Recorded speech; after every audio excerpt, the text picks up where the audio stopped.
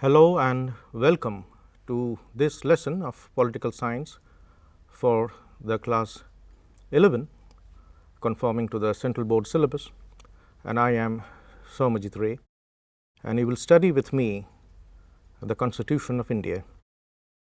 The Constitution of India is the very basis of our national existence and our existence as individual citizens of the Republic of India.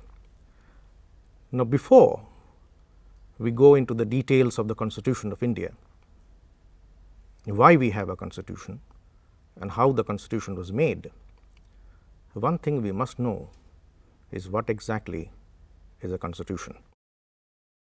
All nations, regardless of the type of government, not type of state, because state is state, the type of government differs. So, regardless of the type of government, all nation states in the world, and nation states are the basic units of the international relations, all nation states have a constitution. So, what exactly is a constitution? Constitution is the basic law of the land, the basic or the fundamental law of the land. What do we mean by basic law? Why is it known as the basic law? It is known as basic law because all laws that are made by the Parliament of India or by the various state legislatures, they must conform to the Constitution, to that basic law. And if they do not conform, then our courts, especially the Supreme Court of India, has or reserves the right to strike down that piece of legislation as unconstitutional.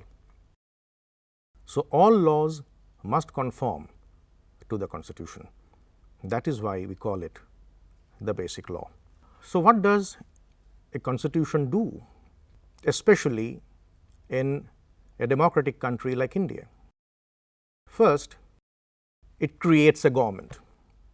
It institutes a government among the people. A government is necessary in every state. It is the political arm of the state. So, a government is instituted by the Constitution, and the Constitution says what the structure of government will be. As you know, both the United States and India are democracies, but the structure of government is different. In America, we have a presidential form of government. In India, we have a parliamentary form of government. Britain and India are parliamentary forms of government, but then Britain is monarchical. India is a republic.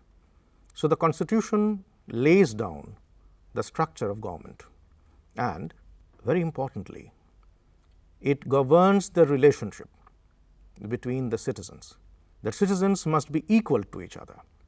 Citizens must treat each other with respect and dignity. Citizens must not discriminate against each other and create a situation of grave inequality. That is wrong. So, the Constitution lays down that the citizens must treat each other with respect and dignity. Next, that it also determines the relation between the government and the governed. Who is the government? We will look at later. But we have the government. We know the ministers are the government, officers are the government.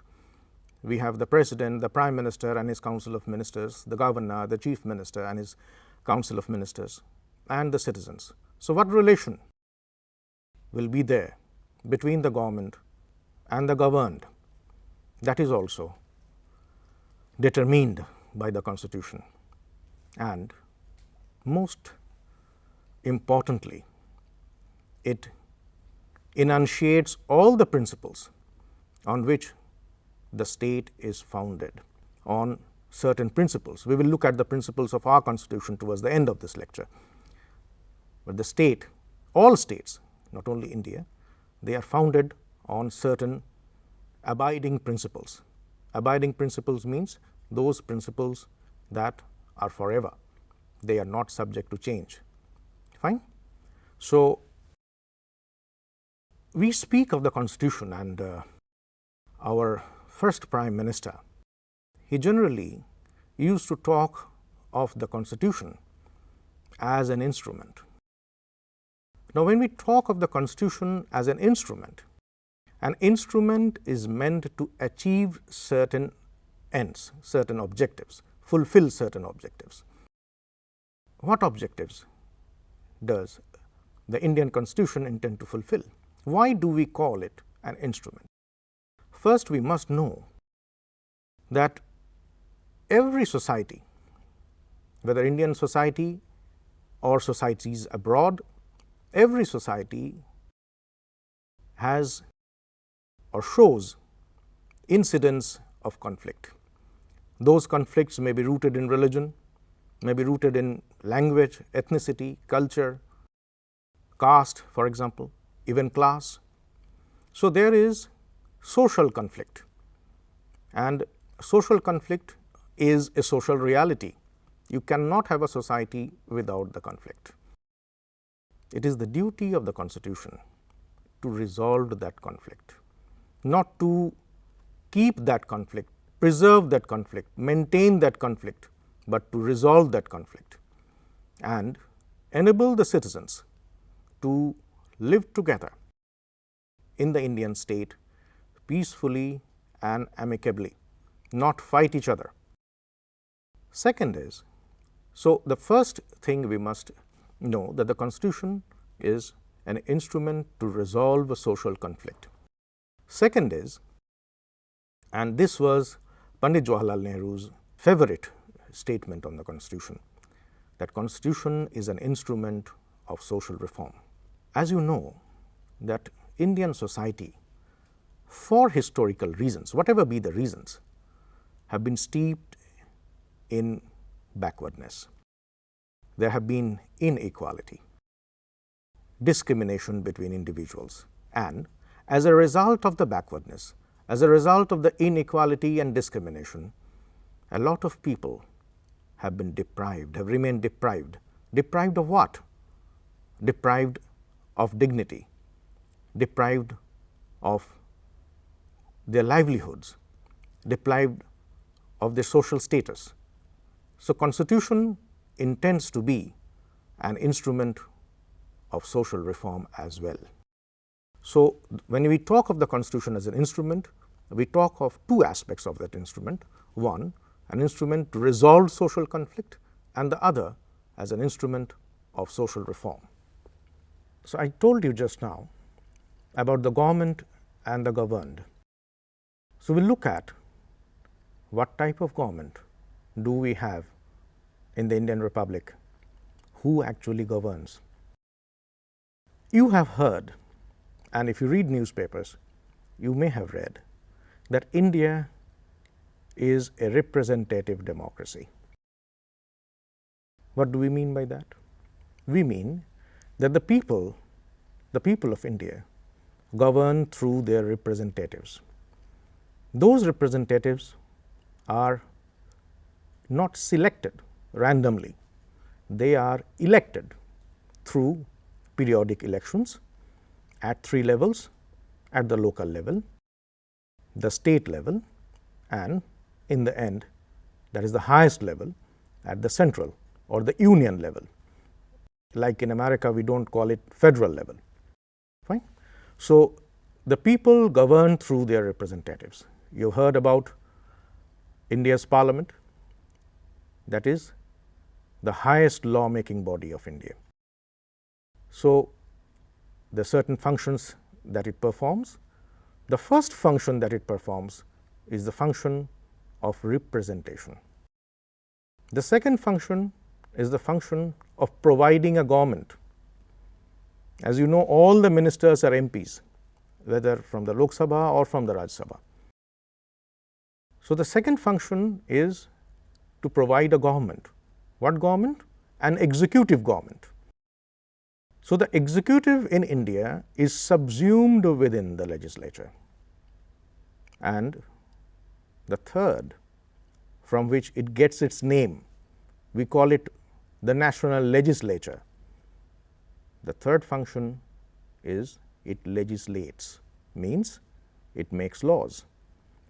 So, the people govern through their representatives, making laws and implementing those laws. So, we call India's government a representative government. It is not an unelected government, it is not a military dictatorship, it is not a rule by a ruling clique.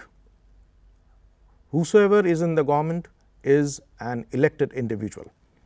And as you know, the head of state of India is also an elected individual, even though he is elected, he or she is elected indirectly, but then that is an elected post. And that is why we call India a republic. What is a republic? A republic is a state. Do not say republic is a country.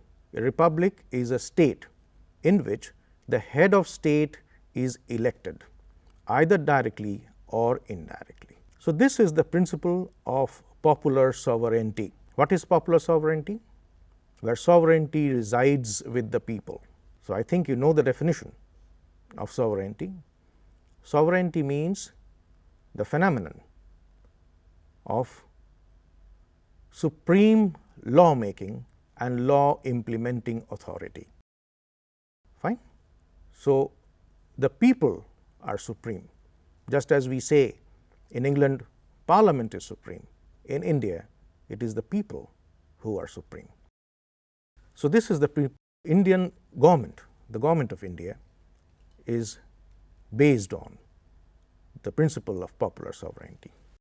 Not only that, the government is also based on rules laid down in the Constitution. The government is not arbitrary. It is not based on the whims of an individual.